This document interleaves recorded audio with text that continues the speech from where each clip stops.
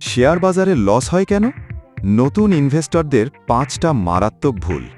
আপনি কি জানেন শেয়ার বাজারে 10 জনে 8 জন মানুষ লস করে? কিন্তু বাজার তাদের টাকা নেয় না, তাদের ভুলগুলোই টাকা নিয়ে নেয়। আজ বলবো শেয়ার বাজারে লস হওয়ার আসল 5টা কারণ, যেগুলো আপনিও করছেন। আসসালামু আলাইকুম।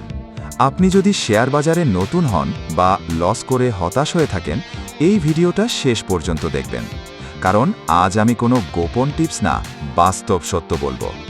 কারণ 1, না বুঝে শেয়ার কেনা। বেশিরভাগ মানুষ শেয়ার কেনে এই কথা শুনে, ভাই এই শেয়ার উঠবে। কিন্তু প্রশ্ন হলো, কেন উঠবে? কোম্পানির লাভ? ব্যবসা কি করে? ঋণ কত? এই 3কে না জেনে শেয়ার কেনা মানে চোখ বেঁধে গাড়ি চালানো। এক্সাম্পল, ধরুন আপনি একটা লোককে টাকা দিলেন, কিন্তু জানেন না সে কি কাজ করে। কারণ 2, লোভে পড়ে ভুল সময় কিনে ফেলা।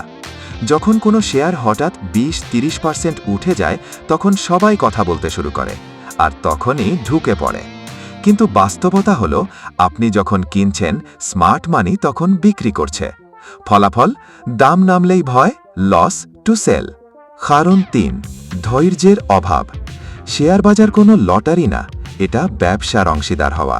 কিন্তু বেশিরভাগ মানুষ চায় আজ কিনবো, কাল ডাবল। 3 দিন দাম নামলেই, ভাই এই শেয়ার খারাপ। সত্য কথা, যারা ধনী হয়েছে তারা সময়কে কাজ করতে দিয়েছে। কারণ 4, লস মানতে না পারা। এইটা সবচেয়ে বিপজ্জনক। দাম নামছে, আপনি ভাবছেন আরেকটু নামুক, আবার উঠবে। কিন্তু কখনো কখনো শেয়ার আর উঠে না। রেজাল্ট, ছোট লস, বড় লস, ভয়াবহ লস। নিয়ম, আগে থেকেই ঠিক করুন, 10% লস হয়ে বের হয়ে যাবেন। কারণ 5, নিজের প্ল্যান না থাকা। সবচেয়ে বড় কারণ, মানুষের কোনো প্ল্যান নেই। আপনি কি জানেন কিনছেন, কতদিন রাখবেন, কত লাভে বিক্রি করবেন, কত লসে বের হবেন? এই প্রশ্নগুলোর উত্তর না থাকলে লস নিশ্চিত। লস এড়াতে চাইলে এই 4টে নিয়ম মানুন। কোম্পানি বুঝে কিনুন, ধৈর্য ধরুন। 3, লোভ নয়, প্ল্যান ফলো করুন। 4, বাজারকে দোষ না দিয়ে নিজেকে ঠিক করুন।